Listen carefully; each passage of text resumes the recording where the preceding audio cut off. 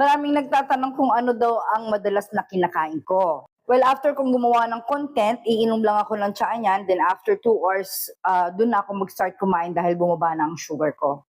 Usually, ang kinakain ko, itong, kung walang inihaw, pwede siyang iluto sa air fryer. Or kung wala namang air fryer, pwede nyo rin naman siyang steam.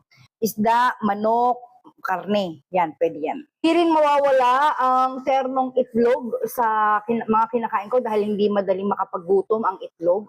Tapos nilagang okra. Sasawsaw ko lang yan sa suka, toyo, pwede na yan. Ang okra malakas makapagpababa ng sugar. Proven at tested yan mga Mars and Fars. Ito na, ganito lang kasimple ang mga kinakain ko in everyday life. So sa meat, fish, or chicken, tapos hindi mawawala ang fiber at protein. Yung mga nagtatanong na hindi po ba kayo madaling magutom pag ganyan kayo, no rice? Actually, hindi ko alam kung nasanay na ako, but ito, definitely, itong hard-boiled egg, nakakatulong siya na hindi madaling makagutom.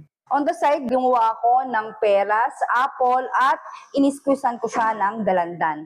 Ganun lang, wala nang ibang halo. Puro fresh fruits lang.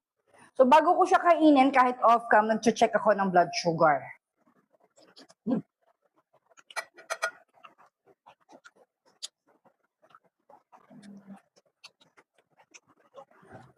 Ang kagandahan sa niluto sa inihaw, sa air fryer, at sa steam, ay wala siyang mantika. Ligtas tayo sa kolesterol.